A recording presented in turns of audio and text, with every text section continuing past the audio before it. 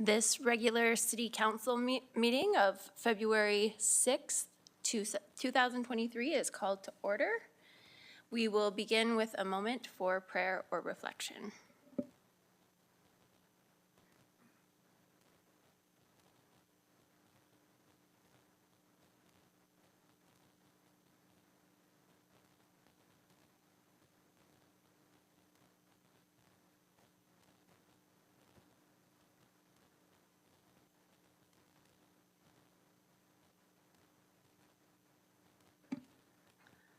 Okay, thank you.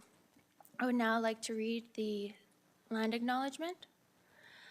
The City of Medicine Hat acknowledges that we live and work on treaty territory. The city pays respect to all Indigenous peoples and honors their past, present, and future. We recognize and respect their cultural heritages and relationships to the land. Now, moving on to item 5, councillor announcements. We have one councillor announcement today. We'll go over to you, Councillor Hirsch. Thanks, Mayor Clark. Just a little preamble. I wanted to actually do a little bit of an announcement and welcome for our new city manager, Ann Mitchell. So I do have a little prepared statements. As chair of the recruitment committee for the CAO, I'm honored, or city manager, I'm honored to provide words of welcome to our new city manager, Ann Mitchell. I would also like to thank my fellow councillors who sat on the committee. Job well done. So thank you for that. Some would argue that having a council meeting on your first day, Ann, is a trial by fire. I guess my job then is to soften the blow with some glowing words of you. So I'm stealing the background information from the original announcement of Ann hiring, but plagiarism isn't a capital offense and it was well done, so forgive me. Ann comes to us by way of Chief Administrative Officer of Lethbridge County, where she had served in the role since 2018.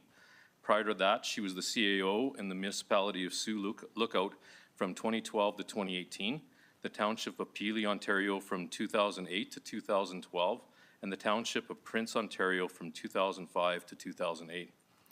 She holds a Master of Arts degree in leadership from Royal Roads University, as well as a Master's Certificate in Municipal Management from the Schulich School of Business at York University, an Executive Diploma in Municipal Management, a Diploma in Municipal Administration, and is a Certified Municipal Officer.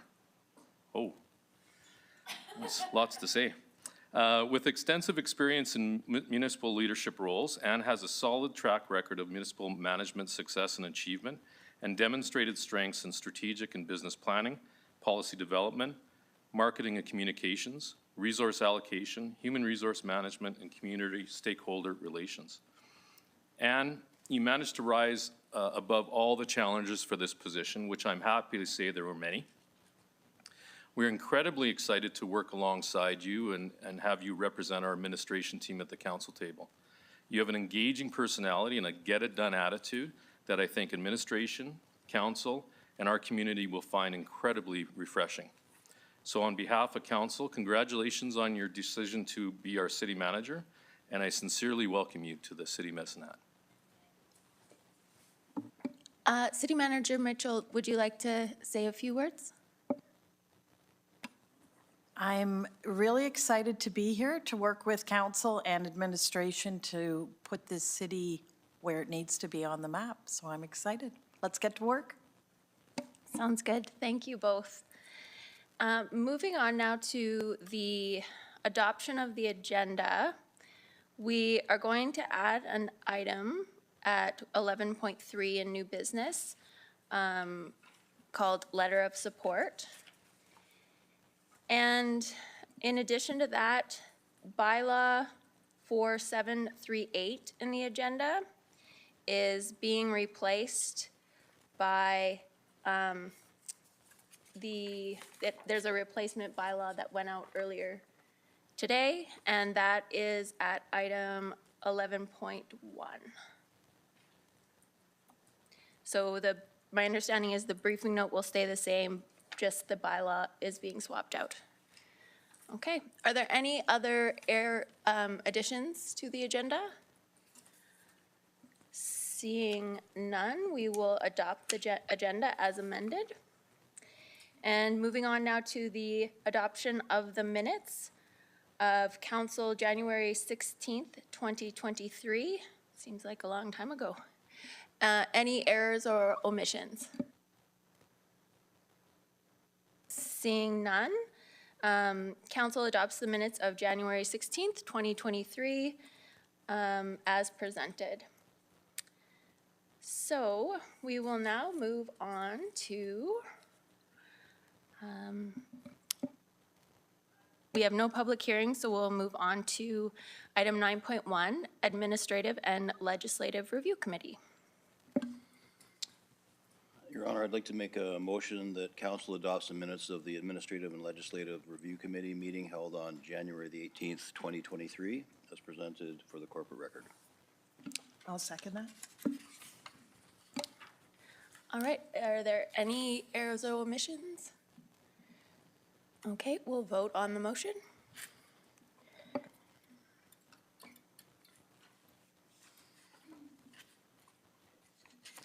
That's unanimous. Councillor McGrogan, did you have any meeting highlights that you would like to go over? We have Yeah. sorry, we have one piece of business before that. So I just want to move that council approves the skills and competencies framework as presented and direct administration to consult with each board, committee, and commission regarding customizing the criteria.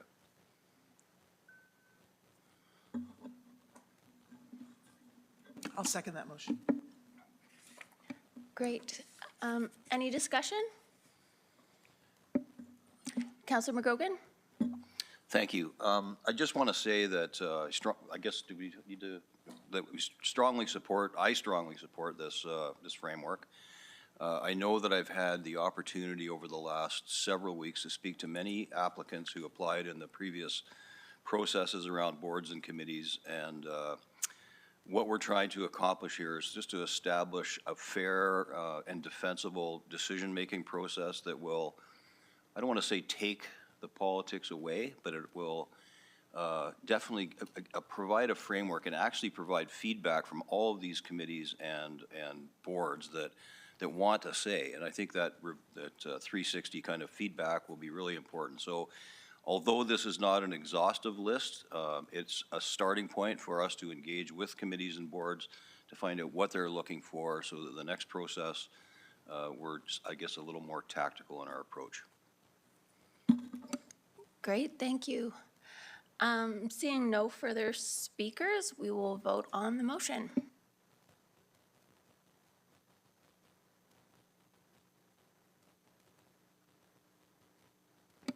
That's unanimous. Now, Councillor McGrogan, do you have meeting highlights? Thank you. Just quickly, something that's not in the minutes that I know that staff have been working hard on is the procedures bylaw. And I'm told that it's kind of at the 85% complete mark, and the bylaw was last reviewed in 1983, so we're very close to presenting a procedures bylaw for council's deliberation and debate. So I just wanted to let everybody know that it is not on the I guess committee list, because it's something that staff have been undertaking on their own, but it's very important. Thank you, Councillor McGrogan. We're now going to move on to item 9.2.1, the Corporate Services Meeting Minutes of January 12th, 2023. Your Worship, I move that Council adopts the minutes of the Corporate Services Committee meetings held on January 12th, 2023, and on January 26th, 2023, as presented for the corporate record. Second. Way to be efficient there. Are there any errors or omissions that anyone wants to point out? Questions? Councillor Van Dyke? Yes, sorry, just a question. We will be voting separately and having discussion on the new policies separately, correct? Okay, thank you. Okay, seeing no further speakers, we'll vote on the motion.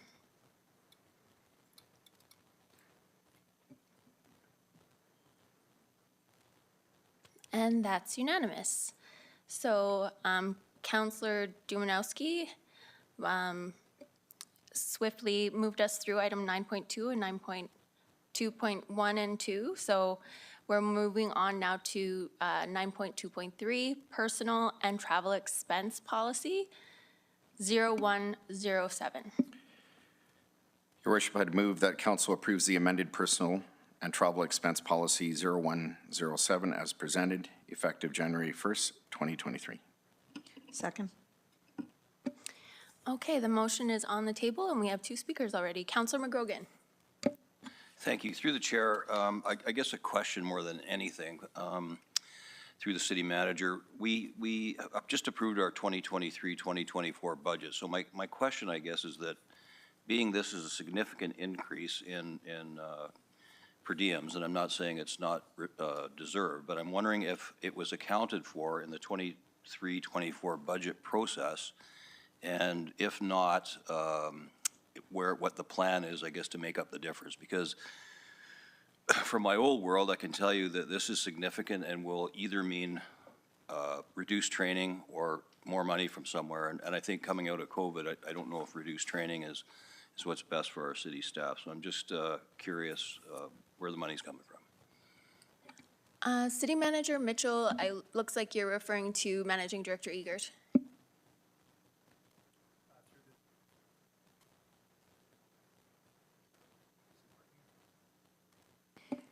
Do you want to come up to the podium?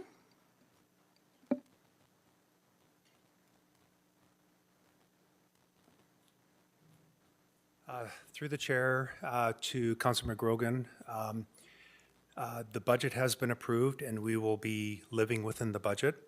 So all travel-related costs need to be honor the budget that was approved by council. When you look at approximately how much we've spent previously with the old per diem rates, it's approximately $25,000 a year. And albeit that we had reduced travel because of COVID and so forth. We do find that there's a lot of options right now to continue meetings online and by video conference. There are some travel, though, that is required, and I'll say more effective if it's in person, and so those will be evaluated and pre-approved before it happens. Do you have a follow-up? I don't. Thank you. Councillor Van Dyke? Yes, thank you. And through the chair, I had just a question about one of the points on page 24 of the agenda package. And it says, it's 3.0.4, the city will pay expenses of the employee only. However, in circumstances where an employee is accompanied by their spouse, the cost of double hotel accommodation shall be reimbursed by the city. I'm just wondering if we're viewing the word spouse as including the common law application, or if that should actually say partner instead. Managing Director Egert, or? Through the chair, thank you for that question. It is the legal definition of a spouse partner in accordance with the Tax Act. Okay, Councillor Dumanowski. Your worship, speaking of the Tax Act, I'm going to Revenue Canada. When people see this and we're signaling significant changes, and certainly they are, I don't want to take away from Councillor McGrogan's point. Obviously, we have to benchmark against something, and the Revenue Canada agency has historically been a benchmark in a multitude of ways upon which municipalities benchmark or look to reference as far as setting fees. It does seem like it is, but it seems like a sudden increase. We can speculate why or why not, but I think it's appropriate that we do that. It's appropriate that we continue to use them as a benchmark if we're going to do that across the board. So from the standpoint of transparency and people who may want to understand it better or take issue with it, at least they know it's benchmarked against a standard that I would argue probably most municipalities do follow or will soon follow when it comes to making amendments. So just wanted to point that out. Yes, I would note in relation to your point, this policy was last revised in 2010, so there's been a significant period of time that's passed. Councillor McGrogan. Yeah, thank you through the chair. I appreciate those comments, and it's not that I don't support an increase. I absolutely do. My concern is reduced travel and training post-pandemic without the department managers having an opportunity to, I guess, budget for it accordingly. So the money's going to have to come from somewhere else, or the training will be reduced. But I respect the fact that I'm not arguing the numbers. My concern is just I don't think we're at a stage right now where we can forego training at the sake of per diems. So thank you. Perhaps I could just ask Councillor McGrogan's first question in a little different way. Were there inflationary, was inflation considered in the travel budget? So through the chair, we did apply a inflation factor of 4% in all the expense categories, so that would have been contemplated. Thank you. Okay, seeing no further questions, we will vote on the motion.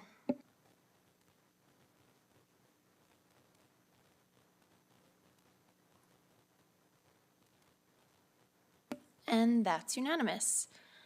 Moving on now to item 9.2.4, new conflict of interest policy 8045. Your worship, I move that council approves the conflict of interest policy 8045 as presented, and that council rescinds the code of ethics policy 8006. Second. Councillor Van Dyke? Thank you. Through the chair. So if you've been in any meetings with me, you know that I love good policy and procedure because I think that when you have really good policy, it brings clarity and it prevents problems from happening. And when problems do happen, it helps resolve them quickly. So I was really happy to see this new conflict of interest as being significantly more robust than the previous one. And I support it, and I appreciate the work that went into developing this and for the committee for reviewing it. I did have one typo on, if anyone cares to change it, on page 53. Under 1.0.8 outside interest, it's missing the B on the word boards. But thanks everyone for all the work you did on this. Thank you. For the note, I did not do all the work on it. I'm not thanking you for that. I also just wanted to note from the briefing note, you talk about Calgary's policy and how they have guidelines set up and how incredibly helpful. I had an opportunity to look at those. And it just takes it allows for employees to kind of look at some real world circumstances and puzzle through maybe a bit easier where the lines are and ensure that they're properly able to exercise good judgment. So I'm looking forward. I know it says that that those may be developed, but I really liked what Calgary had done there. So seeing no further, oh, sorry, Councillor Van Dyke. Sorry, I missed one thing. In the briefing note, and thank you through the chair, sorry. In the briefing note, it says that part of the reason of the updating and revision of this was required because of internal reorganization. And I just wondered, does that mean that any time that there's internal reorganization that the policy will require updating? Or is the new one broad enough that it won't require that kind of update? Managing Director Egert. Thank you, and through the chair, the mic is now functioning, so I can answer from here. Thank you for that question. In this particular case, because as it relates to identification, as it relates to investigation, the roles and responsibilities are extremely important. So we thought we would update this. It was on the list to update anyway, but we now incorporated the new organizational structure. As the other policies come forward, they'll be revised with the new structure as well. Okay, seeing no further questions, we're going to vote on the motion that council approve the conflict of interest policy 8045 and rescinds the code of ethics policy 8006.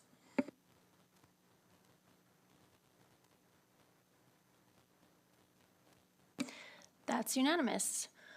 Moving on to item 9.2.5, revised whistleblower policy 8041. Your worship, I'd move that council approves the revised whistleblower policy 8041 as presented. Second. Councillor McGrogan? Thank you. I have a couple questions in relation to this, and they're really just, I guess, looking for clarity. I noticed that there's a timeline on the whistleblower policy, when we get back to, we acknowledge the complaint. So I'm just wondering if there's any, and I didn't see them, and if I've missed them, then shame on me. I didn't see any timelines for when the investigation is going to be done, or when, like the timeline for that, or when there would be, I guess, regular updates back to whoever the complainant is in relation to the complaint. So that's number one. And my other question, I was curious about consultation on these policies, both of them actually, so it's a question for both. And I'm just wondering if the associations and unions were consulted in this process of both these policies, I guess. So they're my two questions. Managing Director Egert? Through the chair, thank you for those questions. So with respect to the first question on the timeline, so that question did come up during committee, whether there was a legislated timeline for us to complete the investigation. We did look, and we didn't find a legal legislative timeline in Alberta regarding whistleblower. I will say, though, that the intention of the investigation is to complete it as quick as possible for all interested or all stakeholders involved. And that's really the intent. There is notification of when we receive the complaint to confirm that it has been received in good order. But that's the answer to that question there. As it relates to the unions, so this was work with HR. I do need to potentially defer here to my colleague Stan Schwarzenberger if he's aware of how formal that consultation did occur. And Stan, if you're on the line, if you have any comments on that regard.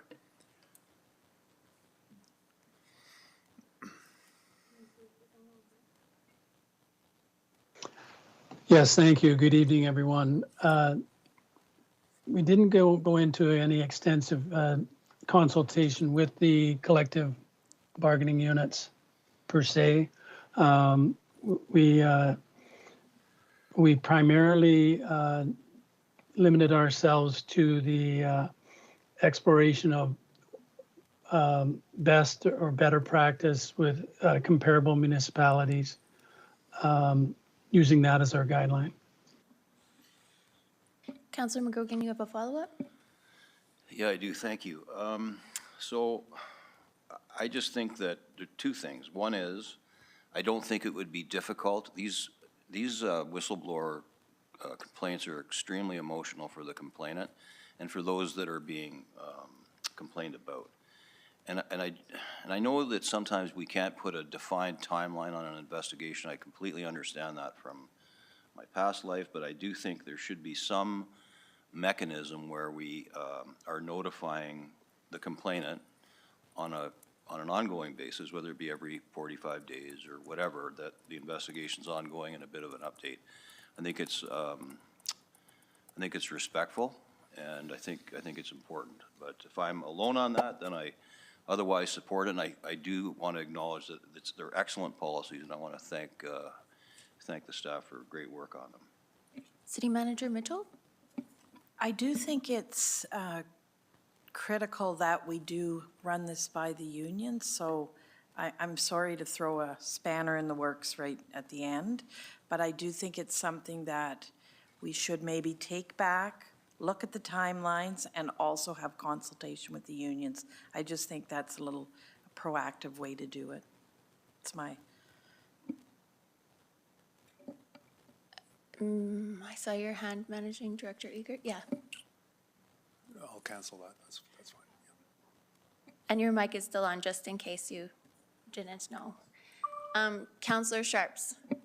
Yes, thank you, through the chair. So Managing Director Egert was right. That did come up in committee, and it was actually me that brought it up. So I'm a firm believer that we do need to have something in this policy that not only just acknowledges within 48 hours, but it clearly indicates that they will receive something within 7 days or 14 days that the investigation has started and it has commenced, and they will, much to Councillor McGrogan's point, a review will be subsequent every 30 days at a minimum. But whistleblower policies in general don't tend to take 6 months like a police act. Where there's always an extension. That was not a dig, even though that felt really good to say to you. But they shouldn't take that long. And then my second thing was since this, I don't think this is going to get approved right off the bat and maybe needs some eyes on, is could we put some language around the training of the investigators and the adjudicators?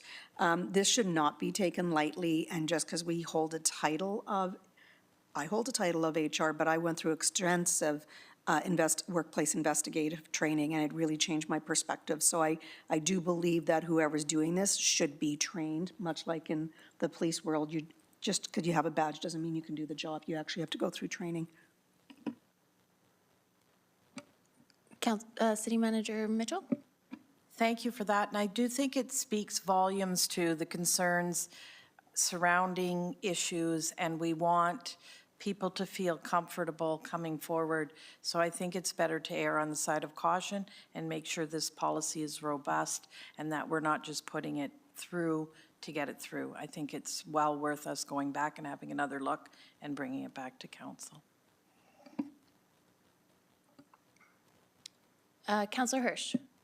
I was a couple speakers behind from Councillor McGrogan, but I wanted to support his position on the timing. When I had my time at the college, we actually enacted the whistleblower program and actually had very specific timelines for return. What it does, basically, if we don't have timelines, it kind of unnecessarily puts the advantage unfairly to the employer. When, again, as pointed out, the employee might have certainly a lot of anxiety, a lot of questions, a lot of concerns, to kind of the right of a fair and due process to have that understood in policy, I think, is paramount. The other thing I think certainly, and I've seen it unfortunately historically within some employees that I've heard that it said, you know what, it took some time, and so I want to make sure that that's certainly at the table. And I guess from the perspective of making sure that all employees are being treated fairly, I don't know how robust it is when you're talking about matters that could involve termination. Who sits at that table when they're having that discussion? Who's kind of the defense of the employee? Who's the kind of the, you know, if we want to grab a legal position, who sits what and who's there to defend and support, and never mind the formality of it. You know, as much as we want to support our employees, I think I don't want it to create the administration or the city Medicine Hat versus the employee. I understand that there's times that does occur and it has to occur. I appreciate that. But in such time that we find a mechanism that an employee that goes through this process still feels supported, and not necessarily just with management, because the issue might be management. So I just want to ensure that that kind of language gets kind of woven into this as well. So thank you. Okay, seeing no further speakers, we have two options, well, three really. We can pass the motion as it was moved and seconded. We can, if Councillor Dumanowski wishes, he can withdraw his motion, or someone can apply to amend the motion to direct administration to bring forward options. and we can put that up on the screen. I think, oh, Your worship, I'm going to withdraw. I think that makes the most sense and derives a clearer process as far as path forward and getting it back here once we have those concerns addressed. and Councillor McGrogan, would you like to make a motion to send it back to administration for? I would love to through the chair. I'd like to make a motion that council direct administration bring forward options to include investigational timelines for reporting provisions, for training requirements, for investigators, and further to consult with the unions on this policy prior to council approval. And I could have read it right. Second. Okay, is there any discussion on the the new motion? Seeing none, we will vote.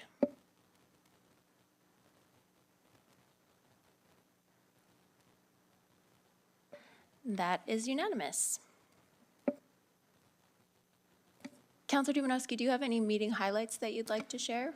Well, Your Worship, I did, but we've just sent some of it back. I will take the opportunity, though, and I waited, anticipating this would be sent back, but I wanted to just generalize, I guess, that for those who might be in the outside world looking inside at their government and wondering sometimes, and I've heard this, and I mean this genuinely, but not with any slight to anyone, that, oh, there's the glass palace and they have no rules and they kind of do what they want and who's going to listen, I have no rights, et cetera. When you look at the likes of a conflict of interest policy, which again is taking over the code of ethics, it does clearly indicate and always has that we are bound by codes and policies that are in the best interests of moving government forward in a positive way. There are repercussions for people who do not follow those rules, and they shouldn't be seen as something to fear. They are aspirational in the way that everybody has a duty to live up to the standards of the policy, and in doing so, create a level playing field and allows everybody to feel like they're heard and appreciated at the same time that they have rights. And so if we have employees who feel like these policies speak to their interests, then ultimately the community is served the best it can be.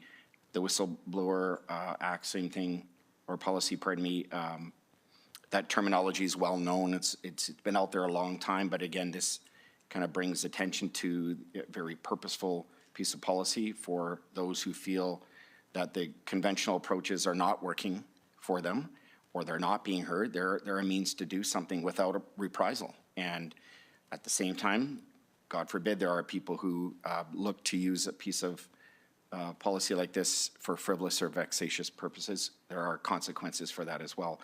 I like the whole conversation around timelines. It was something that was brought up at committee, and I'm glad that we're sending back. And not because I don't think there was an intention on anyone's part to circumvent the need to put one there, but I think it will just give better clarity and cause for conclusion. And again, when those, as has been said, the people who are in these circumstances will be served by that. So good conversations, and we'll look forward to having that come back.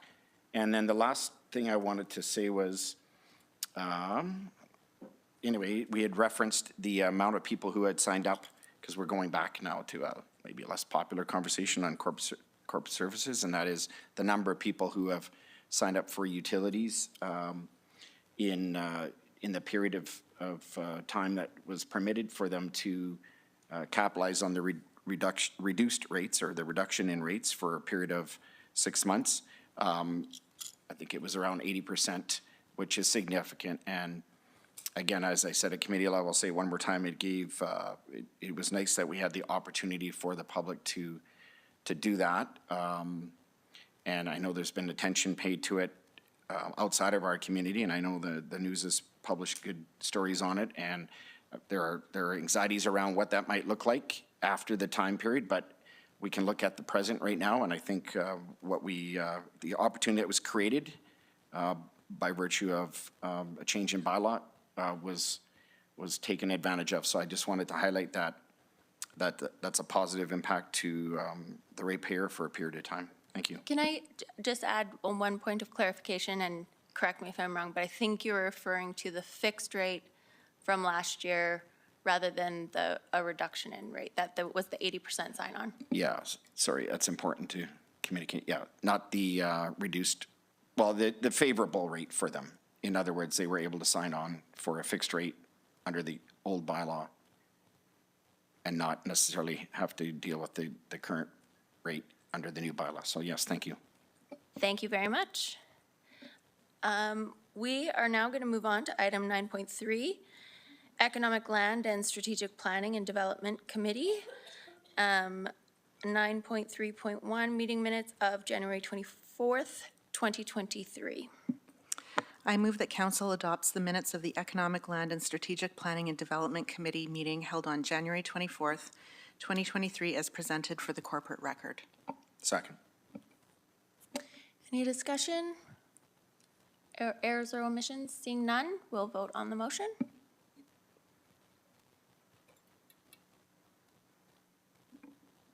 That's unanimous. Moving on to item 9.3.2, outstanding items list, rate review. Yes, thank you. I move that council directs administration to conduct a utility rate review that is specific to our electric generation business and includes 1, outlining the merits of ownership, and 2, options for allocating the benefit of ownership across stakeholders, and report back to a future committee meeting. I'll second. Any discussion? Councillor Robbins? Yes, thank you, and through the chair. I'm not going to support the motion.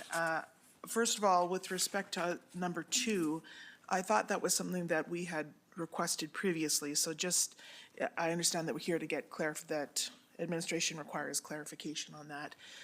What I was curious about a year ago or so was when someone looks at a utility bill, what are they charged? Is it reasonable? What are the fees? Are they reasonable? How do they compare to other places? And so that's what I wanted to look at our rates about. When I ran for council, I felt there was merit in owning our electric utilities. I still feel that way. I've learned nothing in the last year and a bit that would suggest to me otherwise. So I'm not voting for the first part of it. I know I have to vote down the whole thing, but just so I'm explaining my reasons here, I am not going to vote for this because I don't think I need the merits of ownership to be outlined to me after all of the budget information we received in the last year. Having said that, if everyone else votes for it, I'll be happy to review it, and if I'm wrong, I'm wrong. But I don't think, based on what I've learned, that I need that information at this time.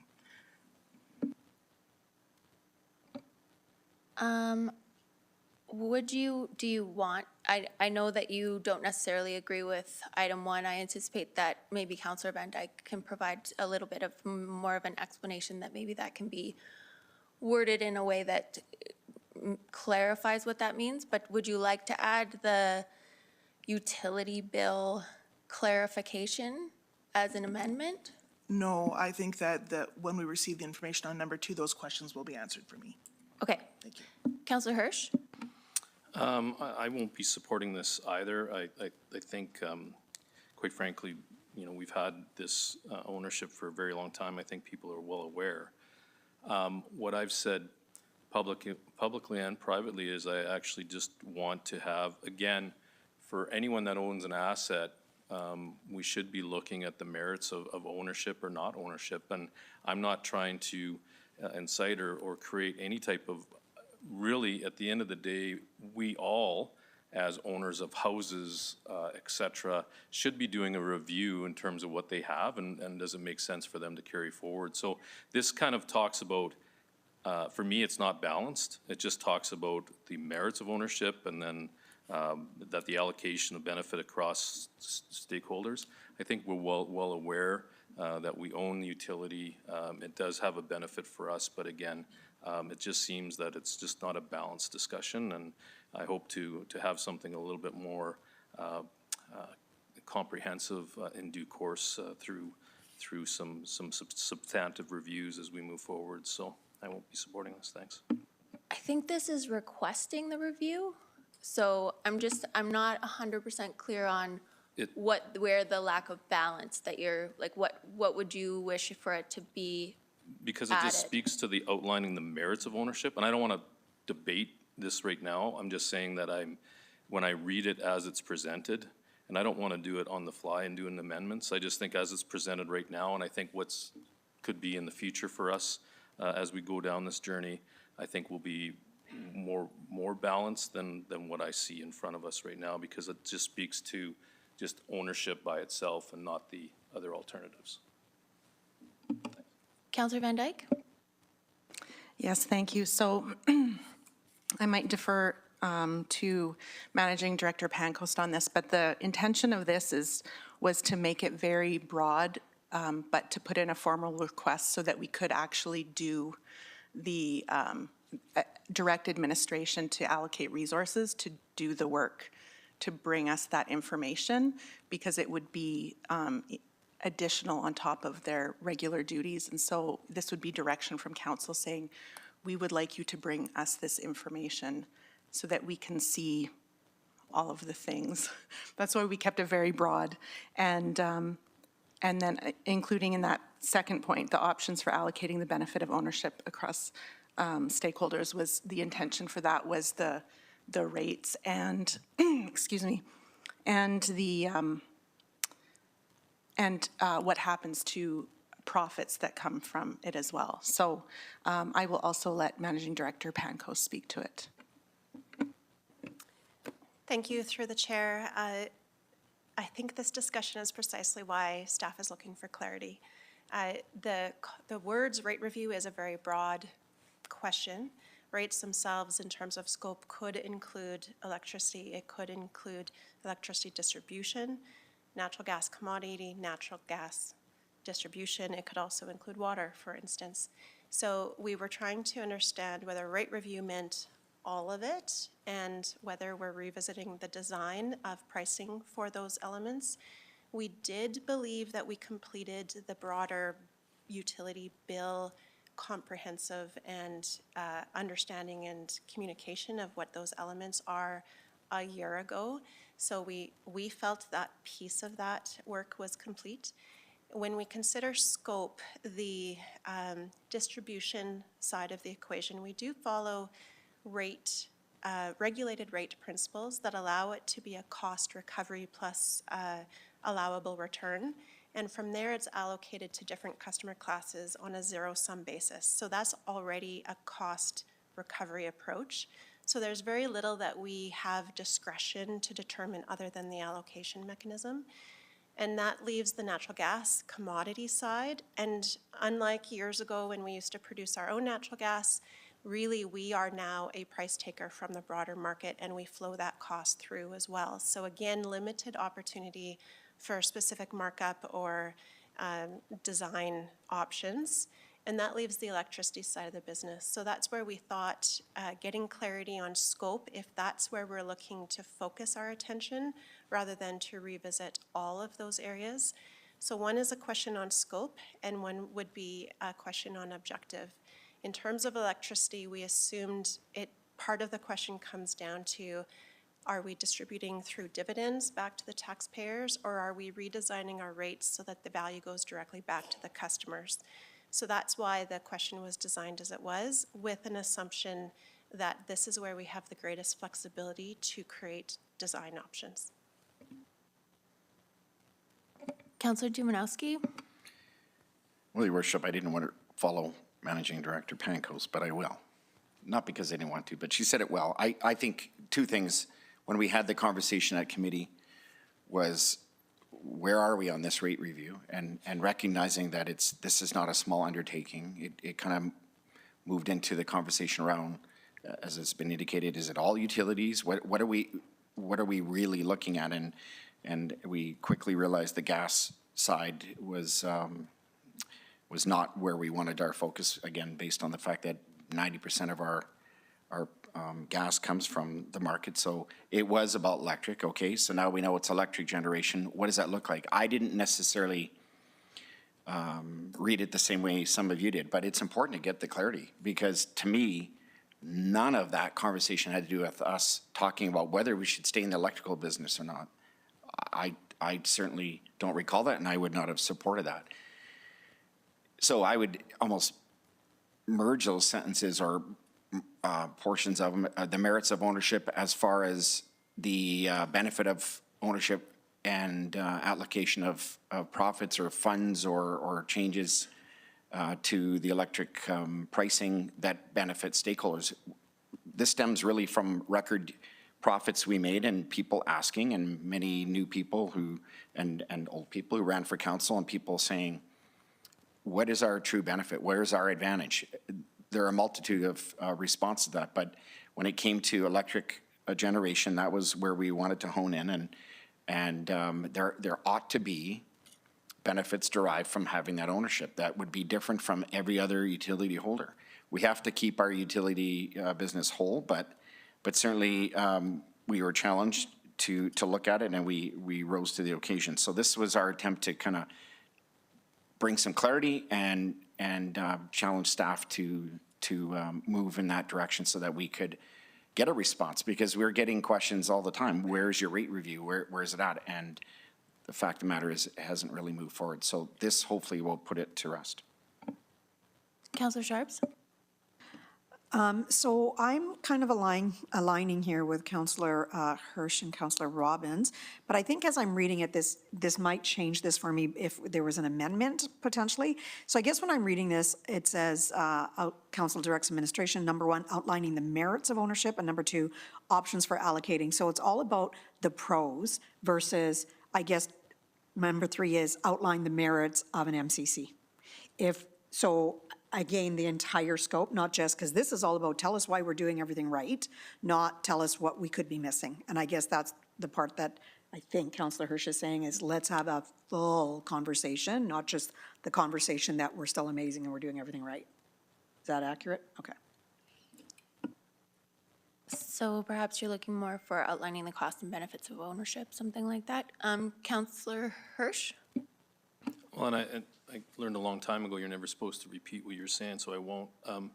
You know, again, what Councillor Sharps had indicated is exactly kind of what my concern is that really what I read here is kind of the status quo, but here's a reinforcement why the status quo is good. And I don't know if I am comfortable with that. So I think us as dutiful councillors is for us to get a full briefing in terms of the good, bad, and the ugly, quite frankly, and that's where I'm coming from. I'm a little bit worried about how this got here, because I'm trying to read the minutes, and I don't see it reflected there. I don't know if this is a motion. I didn't get a backgrounder on this, so I'm a little bit worried when there was an additional comment made by Councillor Van Dyke that talks about where the profits go. So that's now opens up another can of worms in terms of the dividend policy, which we just finished and worked on as well. So, you know, again, it as much as you're trying to assuage my and make me comfortable on this, it's actually pushing me the opposite way, where I just don't feel comfortable having it in the language as presented. So. And just for your reference, it's in the Economic Land and Strategic Planning and Development Committee meeting minutes of January 24th, 2023, and that's on page 109 of the agenda. Councillor McGrogan. Thank you. Through the chair, being a member of committee, I supported this coming forward to council. I do, having listened to everybody, I do see the problematic, probably, interpretation of this. So I think, as Councillor Sharp said, you either add a number 3 or you take number 1 out and just kind of look at the options for allocating the benefits of ownership.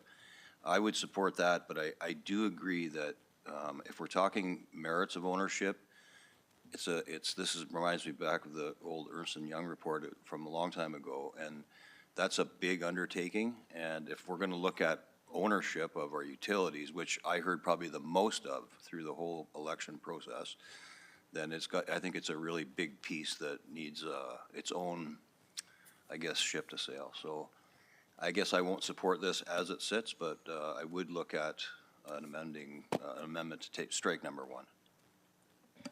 I mean, if we are debating ownership of the electric utility, that's, I think, maybe a different conversation.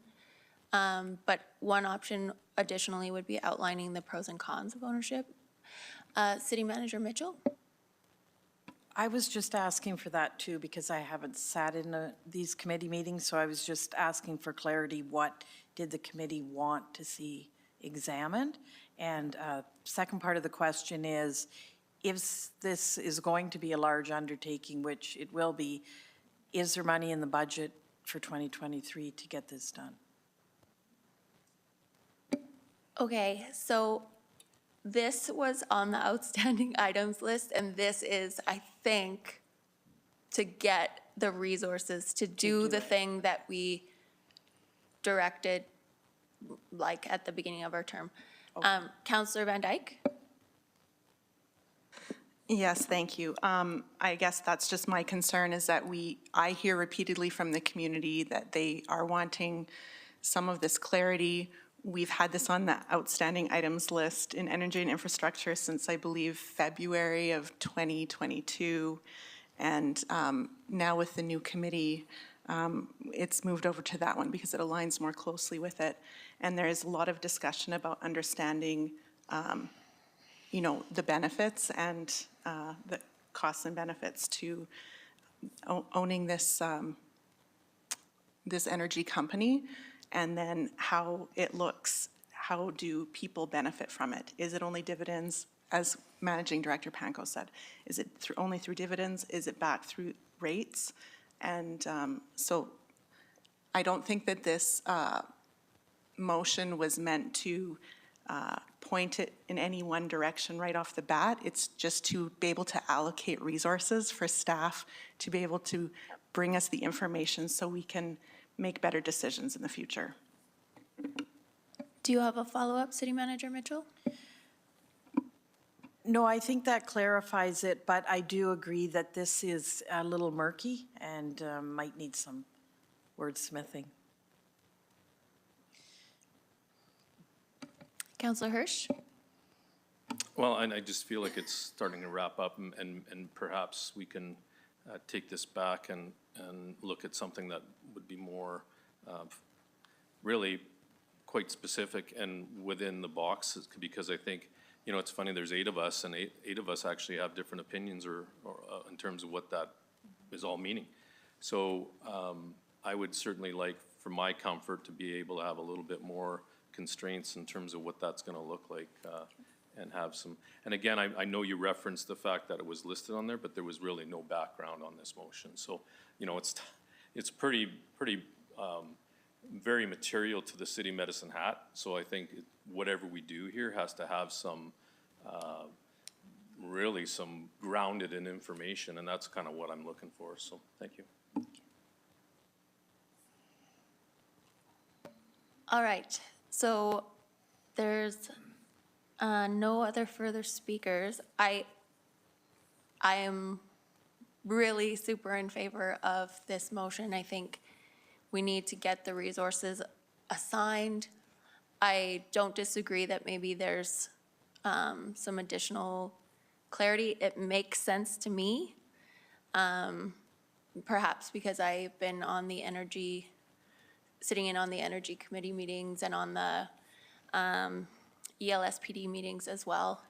But I guess, and it's kind of unfortunate that we're now kind of going back to the drawing board, but perhaps we'll vote on it first, and then maybe someone can make a motion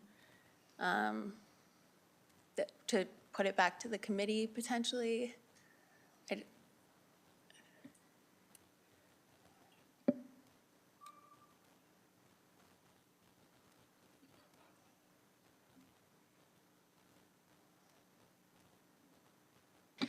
All right. I continue to be surprised. Okay, so Is there another motion? Councillor Robbins? I would like to make a motion that we return the rate review to the ELSPD committee for further consideration for a new motion. Do we have a seconder? I'll second that, yeah. Okay. Any discussion? Seeing none, we'll vote.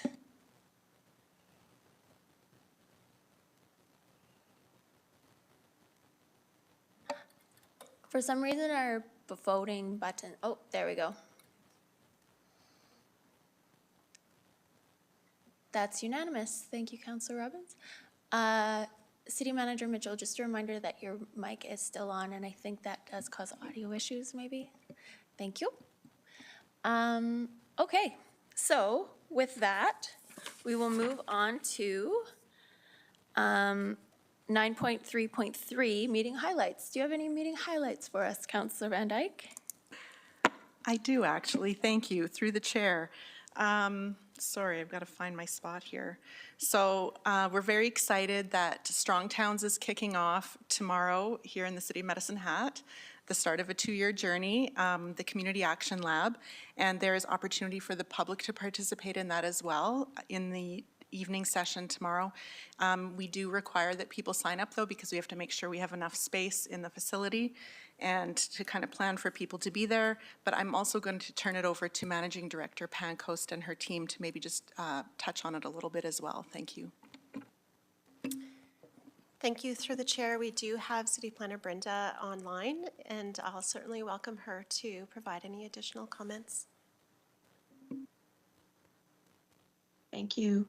Thanks so much for the opportunity to highlight the Strong Towns Community Action Lab initiative. So I think everybody's aware at this point, but just in case we're not, Strong Towns is a nonprofit organization which advocates for fiscally responsible city building. So the City of Medicine had applied to take part in the inaugural intake of the Community Action Lab with Strong Towns and was one of 4 municipalities chosen out of several dozen applicants. So the Community Action Lab is a 2-year program. There will be 3 public events the first year of the program, the first of which is taking place tomorrow night, 7 p.m. at the Esplanade. So I would encourage anyone who's interested in learning about Strong Towns principles and why the City of Medicine Hat is excited to be part of this to register. The website is www.strongtowns.org/medicine-hat.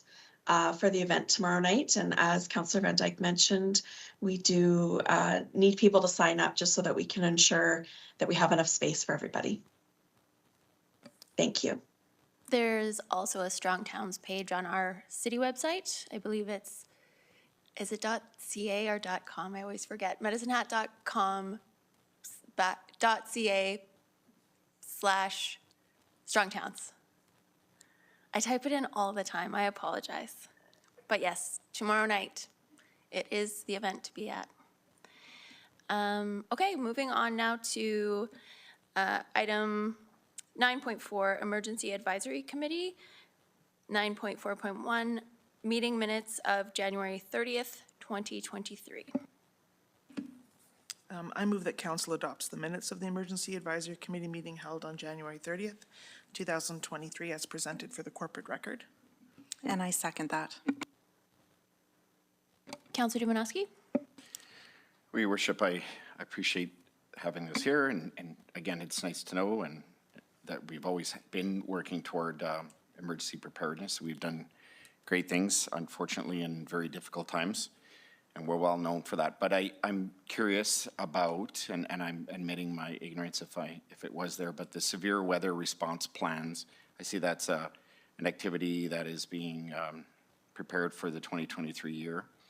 I'm assuming we've had conversations around that, but my point in bringing this up is we seem to hear and see, turn on any news channel or turn the newspaper open, we're hearing about severe weather issues, not just flooding, but every imaginable type. And obviously with climate change, we hear the relationship there. I'm wondering if that has been elevated or is becoming a plan that is that needs more work or more attention because of some of the things that we're seeing. Not suggesting everything we see on TV is indicative of what's happening at every corner of our country, or planet, quite frankly, but we are seeing it. Anyone who's not living under a rock would take note. I guess just wondering where our plan is in relation to that particular thing. We have often done simulations or plans around train derailments, which we've experienced, and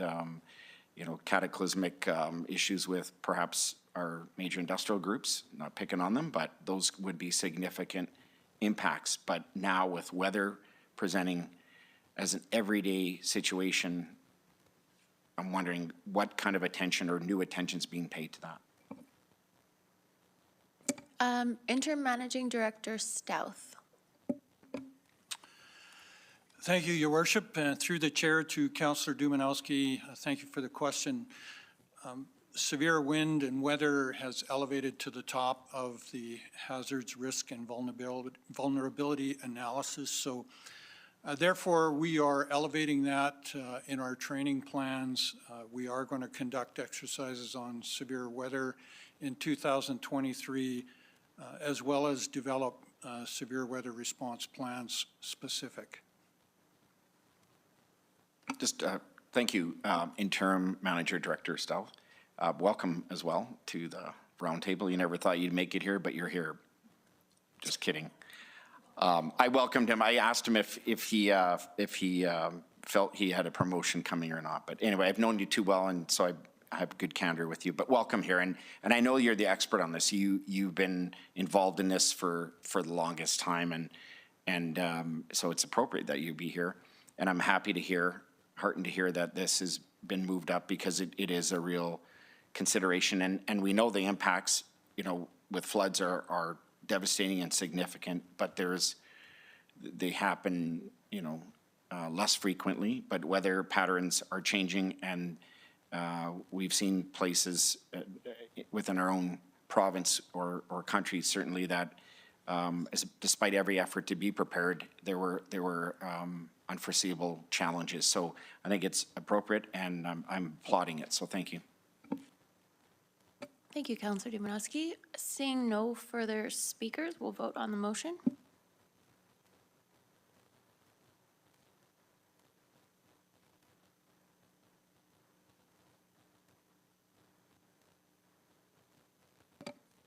That's unanimous. I don't have any meeting highlights, so we will skip that and move on to 9.5, Energy and Infrastructure Committee. 9.5.1, meeting minutes of January 19th, 2023. Yes, thank you. I move that Council adopts the minutes of the Energy and Infrastructure Committee meeting held on January 19th, 2023, as presented for the corporate record. I'll second. Seeing no speakers, Councillor Robbins. Sorry, I was just trying to get this back up on my page here. I just wanted to say thank you to whoever added the link to the city's snow and ice control program. I get lots of questions about that, and of course with the recent storms, and so I normally go to these meetings so I can catch up on everything, but since I've missed it, I really am grateful to have that there, because I was able to see what is a Category 1. What is a category, and actually see it on the map was very helpful. So I appreciated being on the website, but also highlighted here so I could find it quickly. Councillor Hirsch. Just on the tails of those comments, I too get phone calls from obviously concerned people, both sometimes in the residential homes. Sadly, I wish we'd have the biggest budget in the world that everyone gets their streets cleaned, and in fact, we don't. The reality is, as well as it was explained to me, and this is just numerous times, obviously we have a winter event every year apparently. And so inevitably we get these questions every year, but I think it's helpful for people to understand we do have these Category 1 roads that, by virtue of life or death situations, when you have ambulances that need to get on arterial roads, we can all agree that those have priority. So inevitably, when it snows again, we go all the way back to category 1 and make sure those are clean, and then we try to pick up from there. So thank you for making some attention to this issue. I know it's near and dear to some people, and it's good for them to jump on the website, look at some of the policies and track and really understand what the policies are derived from and how we arrived on our decisions. So thank you for that. Seeing no further speakers, we'll vote on the motion.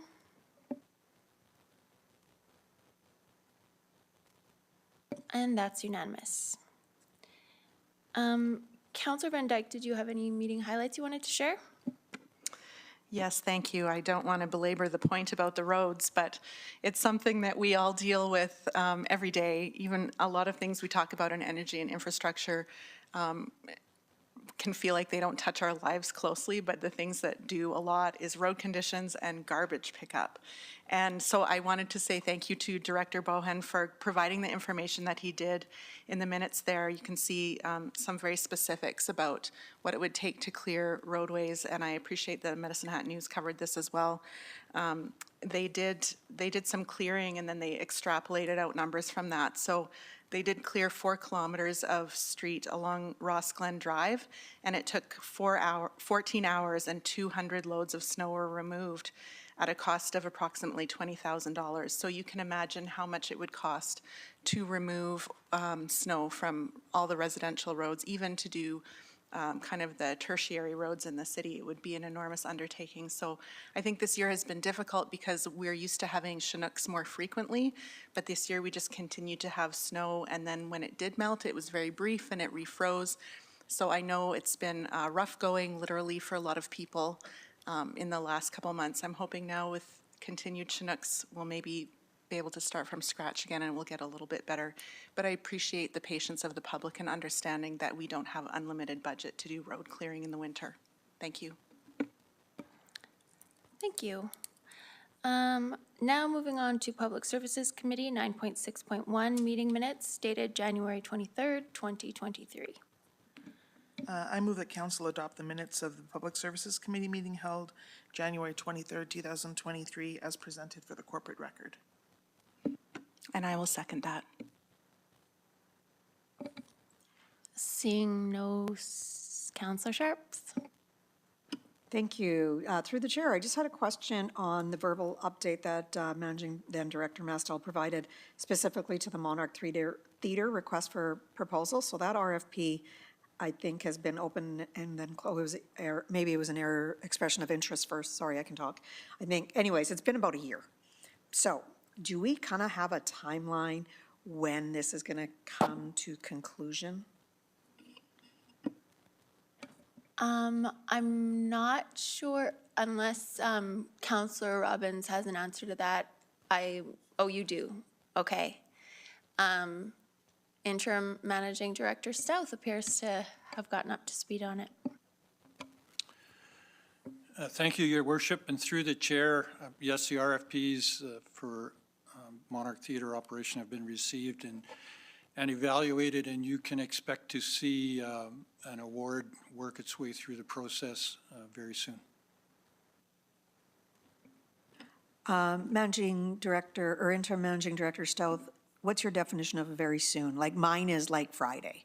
So I think you and I might have different. Is it like 2 weeks, 3 weeks, or like 60 days? Like just a rough idea.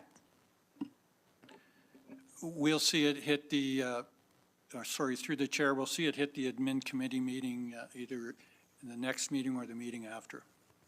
That's fantastic. Thank you so much. Okay, we'll vote on the motion.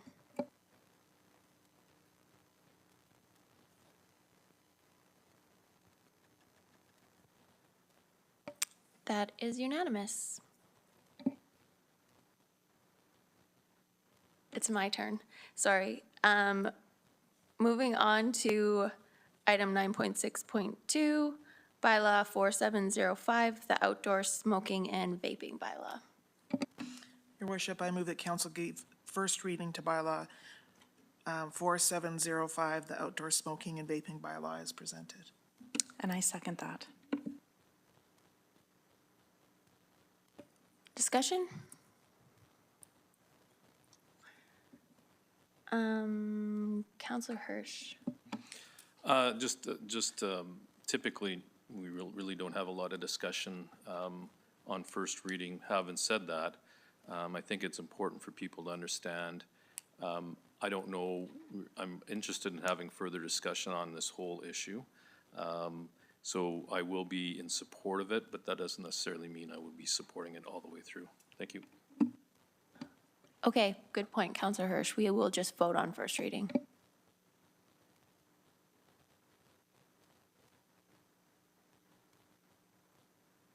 Counselor Sharps? That is unanimous.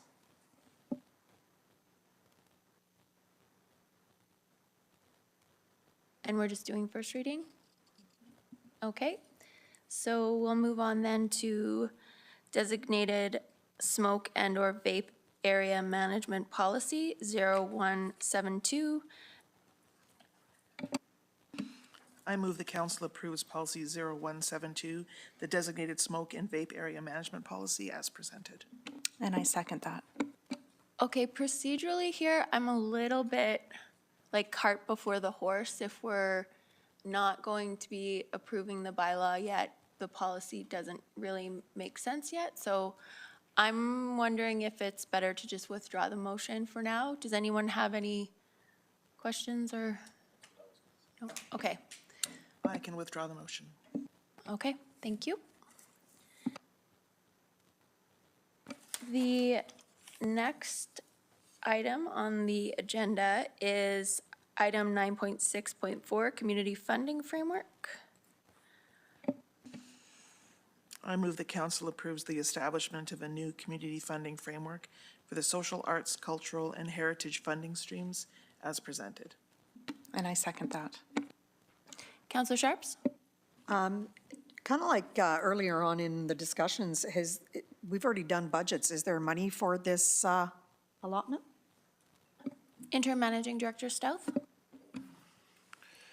Through the chair to Councillor Sharps, yes, there is. The funding isn't changing. It's just how it's allocated. Sorry, can you dumb that down for me? Explain that a little bit.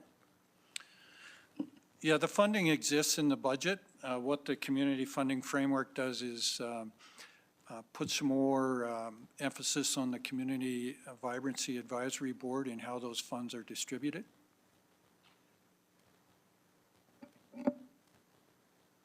Go ahead. I don't know that I'm still clear. I apologize if I'm not picking up what you're laying down. I guess if it's already there, what's the new part of the framework? Councillor Robbins? Yeah, I'll just chime in here because I was at the meeting. The funding is in place, and so the changes were to how the events were structured. I'm just looking for the exact, it has a little paragraph in it that will help it make sense here.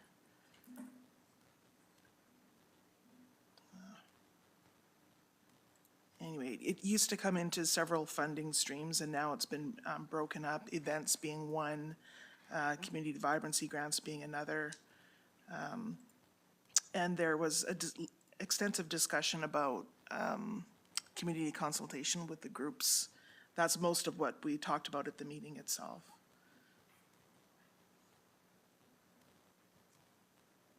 Oh, here, sorry, model outline, page 2-112. So there's the Community Vibrancy Grant Program, the FCSS money, which has always been in place, and a microgrant program as well. Microgrants, you can see the objectives, so those are new, encourages and promoting greater social inclusion and community connection, increase awareness of appreciation of art, culture, history. Those would be smaller grant amounts that people can now apply for. And the Community Vibrancy Grant Program objectives are outlined there as well. The FCSS has not changed. The FCSS, as I recall from our meeting, Councillor Van Dyke will tell me if I'm wrong about this, it was just like the predictability of the funding was very important to the agencies that applied to that. And so some of that is laid out here. So those were the essential changes, but no changes in the actual funding wallet, if that makes sense. It does, perfect. And then my follow-up question is, just so we're all on the same page, when these applications are coming in, is it the CVAB that's approving the applications, or where's the approval process lie? Interim Managing Director Stealth knows that. Go ahead. CVAB will be making recommendations to Public Services Committee. And the decision will rest at Public Services Committee or Council? Council. Council, okay, thank you. Okay. Councillor Van Dyke? Sorry, not to raise conflict, but I think there is a portion that is at the discretion of staff because it's very small, it's micro grants, so that piece is at staff discretion. The CVAB will do the larger grant asks. And that is outlined on page 187 at the end of that model outline for the various programs. So both the, it does say just that makes recommendation to PSC, but I think the process we went through last year is that will be the same, sorry, Mayor Clark, I just jumped in there, but the same as it would be this year where PSC heard the recommendations from the Vibrancy Board and then they came in the minutes as recommendations here for council to discuss. Councillor Hirsch? Just for clarity, on page 213, the last part says decision-making process, and it does indicate the micro granting is city administration. So there might be a little bit redundant, but 213. Okay. I am super excited. I guess it's in two spots in our agenda, so that's why I've been scrolling up and down. I'm really excited about the microgrant program. I hope that it's very successful and that we end up needing more money for it because it's really about grassroots community engagement and, you know, taking that direction from people who are already doing amazing things and empowering them to go that much further with the volunteer efforts that they're already putting in. So I'm excited about that. We shall vote on, oh, Councillor Robbins. Sorry, I just wanted to highlight also, because we're on page 213, the intake cycle for those who may be wanting to know. So intake for the vibrancy grants is February and then September, and then intake for the FCSS is Q2, but all those people who qualify would know that. And then the micro grants will be 2 times a year, and that will be announced through the website. Thank you, Councillor Robbins. We will vote on the motion.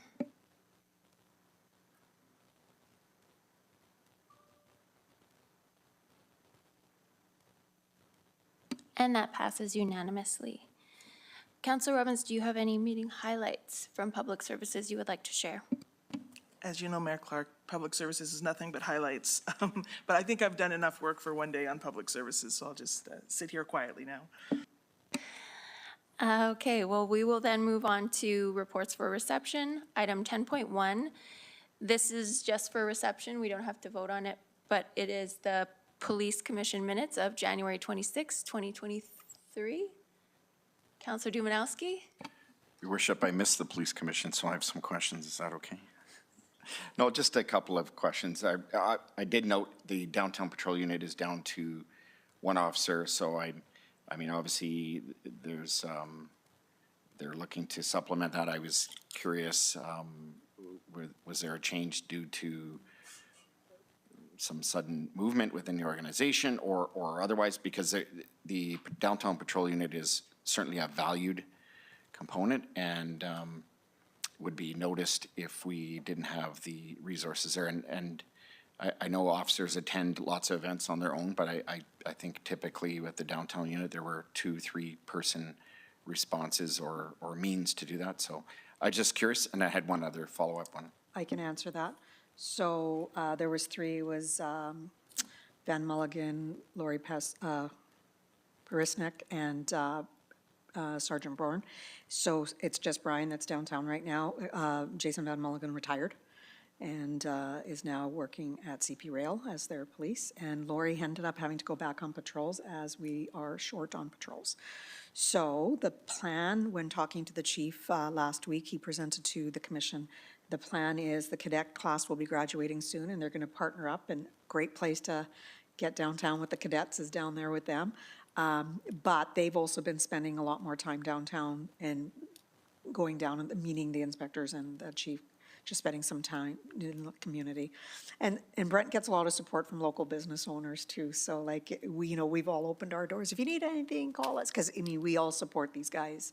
They are always there when we need them. We can text, call, and they are there in minutes. It's pretty amazing. So there is a plan to get them back up to staffing, hopefully before summer.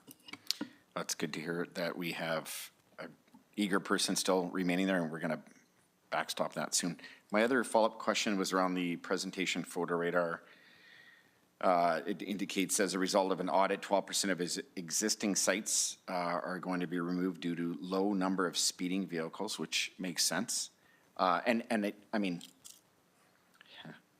I can see how that would be a potential laughable statement, but the fact of the matter is you have to, and we have our resident expert. I always like to highlight Councillor McGrogan, but we want to put the utility of photo radar to its, most important and best use, and having spaces where it's not, serving the public and creating safety isn't going to be of use. So the part I had was, or the question I had was around, it says, or public safety concerns regarding setup. That part didn't make sense to me. Councillor Van Dyke or Councillor Sharps? Councillor Sharps? Yes, I can answer part of that too. So, so it's about visibility, number one, and when they were setting up. So I personally, so two things came out of this conversation. So as one of the biggest contributors to those fines, I always believe that they should be the machine itself should be very bright and everybody should notice it, because the whole point of this is to eliminate speeding. It's not to catch people, and Chief Murphy and group actually agreed with that. So, and they're also going to make sure that it is bright yellow so that people can see it. So number one, safety as they're setting it up. You can clearly see an officer the gentleman putting it up on the side of the street. So there should be no reason for anybody to accidentally, see it or hurt the individual as they're putting it up, as well as the community will be able to see this far and wide. Thank you. Councillor McGrogan. Can't help myself. Unlike Councillor Dubanowski, I do not miss the police commission. I just had a question also around photo radar, and I was just curious. There was a moratorium on new sites, and it says that we've eliminated some sites, but has the moratorium been lifted, and is there, because it looks like there's been some changes, are there more sites that are being proposed? I do recall that, and my understanding is no, there isn't new sites. It is the same old sites, the 12% were removed, and it is just the same sites. I can go back and verify in case I incorrectly recall that and get you accurate information from the chief. Yeah, and I'm just curious if you now have the mechanism to do reviews of potential new sites. So yeah, that'd be. Sure, I can find that out. Thank you very much. You're Just welcome. testing you. Councillor Sharps. You may have already addressed what you wanted to. Yes, you know what, I was just gonna give an update on the bright yellow, because I was so happy about that. Like, that'll save my license, so I was really happy. Luckily, you don't get demerits, I don't think, for photo radar. Councillor Robbins. Yeah, I actually just had a question, again, about photo radar. The paragraph, the signage on the current vehicles doesn't meet the new automated traffic environment guidelines, adopting clearly identifiable markers on the photo radar vehicles. So you're talking the photo radar unit. How are the vehicles going to look different? It's the same, they're gonna have big yellow, so have you seen Calgary Police, No. the sides of, they are bright, you can see them, thank God, on Stony Trail, like 3 miles down. So the same thing's gonna be here, he's gonna make sure that they are bright and you can see them, and I believe it's a yellow placard on the side of the vehicle. Councillor Van Dyke. Yes, thank you through the chair. I just wanted to mention regarding these minutes that they are reviewed but not formally adopted, as there's a couple of small errors in them as well, which will be changed at the next meeting. Counselor Van Dyke, are the errors that you have noted material, or should we maybe wait for the adopted ones? Ooh, I will defer to the city clerk on that. Thank you, through the chair. The minutes of police commission meetings are only received for information by this council. So any errors or omissions of those minutes will have to be addressed by the police commission. And then it's at the discretion of this council if they would prefer to amend the record of the council agenda with the correct version of those minutes. So my thinking, Counselor Van Dyke, is if it's typos, I don't super care, but ultimately probably better to have the accurate version of the adopted minutes. If you like, I can tell you what the two are, and maybe the city clerk can decide if they're material or not. One is the date in the community consultation of Ms. Allard's granddaughter being taken off life support. The date is incorrect. And the other is on reference to the school resource officers. And I had mentioned that teens are most comfortable with texting and stated that a number that they could text would be helpful, not Ms. Allard. So I don't know if those are significant enough to require amendment. Oh, yeah. City Clerk? Thank you, Mayor Clark. I would suggest that once the police commission does formally adopt their minutes, that the clerk's department adjusts the agenda on the city, for this city council meeting to reflect the correct version of those minutes. Thank you. We're going to move on. Oh, yeah, that's right. We're just moving on to new business. Item 11.1, 2023-2024 Capital Plan, Borrowing Bylaw 4738. Your Worship, I move that council gives first reading to bylaw 4738, a bylaw of the City of Medicine Hat to authorize debenture borrowing for 2023-2024 capital projects. Now, is this as presented or as amended in the email that you had indicated? Is that a proper terminology? Great question. I think because we amended the agenda before adopting it, the correct version of the bylaw is what we are talking about. As presented. Yes. I'll second it.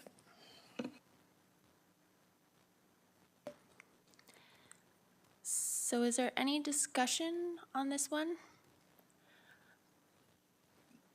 Councilor Hirsch? It's $96 million, so I think it's probably helpful to get a little bit of a backgrounder as to why it's in front of us, perhaps. And I understand it's part of the budget process, but we've got a viewing public that really, at the end of the day, we shouldn't be just passing it without a little bit of a background. And we do have the background, I get it, but I think it's important just for us to get a little bit of a verbal backgrounder. Thank you. Okay, so I will turn it over to Managing Director Egert. Okay, through the chair, thank you very much. And you are right, the debenture is a big number. A little bit of background, just to remind council and also those that are watching this. Back in December, council had approved both the operating and the capital budgets for 23 and 24. As part of those capital budgets, it accumulated to approximately $190 million over a 2-year period. As part of that $190 million, excuse me, council had also approved what the proposed funding was for those for that $190 million. Approximately, at the time, 100 was anticipated to be funded through loans, debentures. There was an amount that was to be funded through reserves. There was an amount to be funded through working capital, which is from our operating budget. And then lastly, identified grants that we had budgeted for. What you see before you now is a requirement through the Municipal Government Act, through the MGA. Essentially, it is required before we enter any arrangements with lenders that council approve through 3 readings, a bylaw that authorizes administration to proceed with the borrowing, and that's what we have here today. In the bylaw, it outlines certain things that is required through the MGA, and I'll say that that would include the amount of money to be borrowed, the minimum rate of interest, so it's capped, and the sources of money to be used to pay the principal and interest, which is part of the amendment that Mayor Clark had introduced at the beginning of the session. So there is an advertising period after this first reading, and community and council will have an opportunity to, I'll say, take a pause until this comes back at a later meeting for second and third reading for final approval. Once we get that, administration then will proceed with looking at potential lenders and seeing what the rates are. And of course, it's all based on timing of when we actually will need the cash to fund it. It won't be all at once, but it'll be over the next 2 years. Managing Director Eager, do you want to say a little bit about, because the number is higher in this particular bylaw, but your department did a bit of streamlining. Do you want to just talk about that a little, or tell us what you did? Yeah, so Mayor Clark, thanks for the question. We initially had 32 separate bylaws. That would have been very interesting to listen to because each of them would have to be read out individually. Part of administration committee, the ask was, is there any way that we can consolidate that into one bylaw, which would then in the detail outline each project that we would be funding. And that's what you see before you as one bylaw. And that's probably why the number is so high, because it's the addition of 32 projects. I thank you for that. Would have been a long meeting. I don't see anyone else with the question. When you say this is on page 234, under options considered, and it said the option is don't approve the debenture funding, and then one of the reasons is the immediate alternative to debenture funding is the use of working capital or reserves. But will you still be making, like in real time, a judgment about whether it is better for us financially to use our own money or borrow our own money from reserves rather than borrow money from a lender, for example, depending on interest rates at the time and borrowing terms? So through the chair, thank you. That is part of the ongoing analysis. When you look at the investment returns that we do, that we're targeting for our investment portfolio is over the life cycle of an investment cycle. And so we do look at that, but it is a bit dangerous to look at a very short-term return. The investment strategy, policy, and the strategy related to that is intended to be an investment approach that is over the life cycle of a market, I'll call it. And so when you look at that, it tends to be a higher return through investments in a diversified portfolio than it would be to offset an amount that you would lend from a bank, or borrow from a bank, I should say. Is that also one of the reasons that you feel, because Councillor Hirsch is right, these are big numbers, they're existing borrowings and this, is that also why you feel comfortable with one of the reasons why you feel comfortable with our level of debt, in addition to the ratio that, you know, in reserves we are collecting interest on the money instead of using it?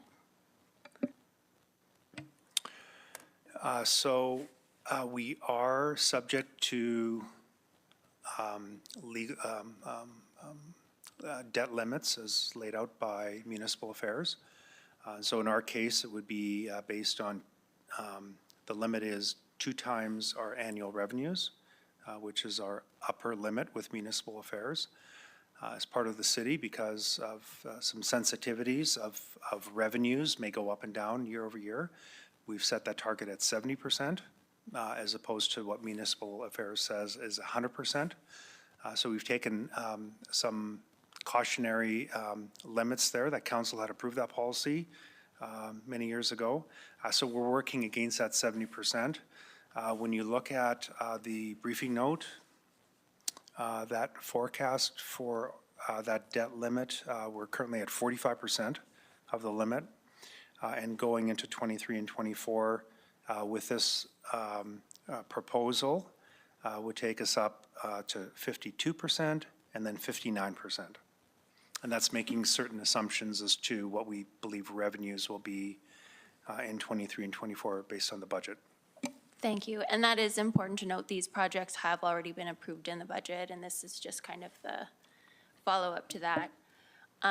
In paragraph 3 of the bylaw, it says that the lending rate is not to exceed 10%. I think that's what that is saying. And so that seems kind of high. Is that mostly just to ensure that when you need the money, you can borrow it, even if the rate is 10%? I imagine we're not shooting for a 10% borrowing rate.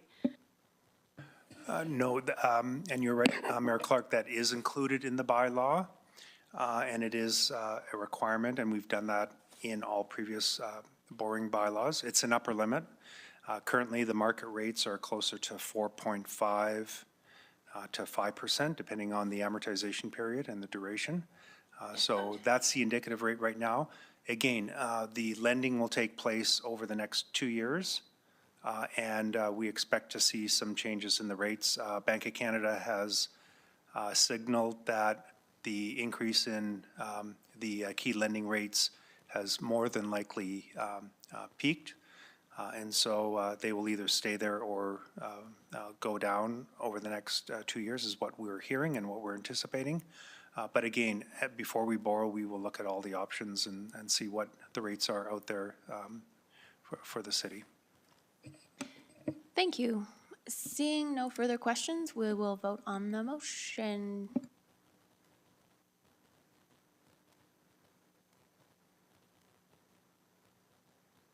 That's unanimous, and I did it again. I did ask questions after the first reading, but Councillor Hirsch started it. City Clerk. Thank you through the mayor. It's pursuant to the current procedure bylaw, it is actually in order for an introduction of a bylaw reading by administration and or questions to administration. That is in order.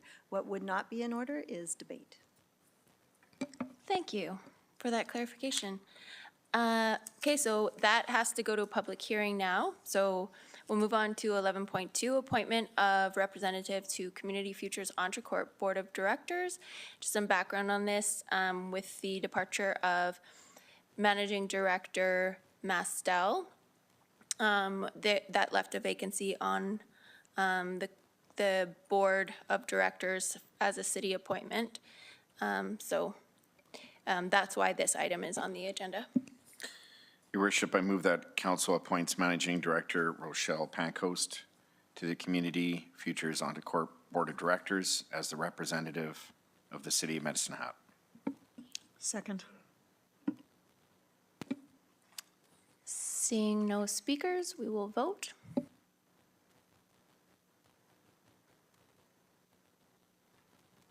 And that's unanimous. Thank you, Managing Director Pancoast. And then we have one additional item, 13.1, letter of support. And this was an addition to the agenda. And I think, City Clerk, are you just putting the motion on the screen? There we go.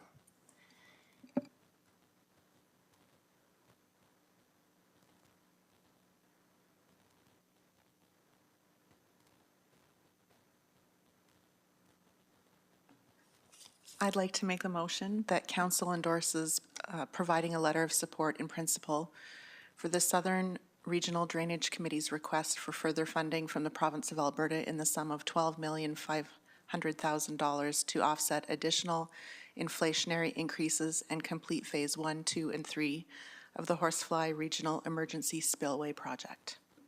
Second. Any questions or debate, discussion? Councillor Dumanowski. Your worship, I just, as I read that, and we're seeing it up there for the first time tonight, and it's not in our package, so those who might be seeing it might quickly come to the conclusion that we're perhaps giving that amount of money. We're not. There is obviously a change in the request for the Southern Regional Drainage Committee for the request from the province of Alberta for that total. We are here simply to lend our moral support as a neighboring municipality in trust that they have the clout to move forward with that change with the province. Thank you for that clarification, Councillor Dumanowski. Seeing no further speakers, we'll vote on the motion.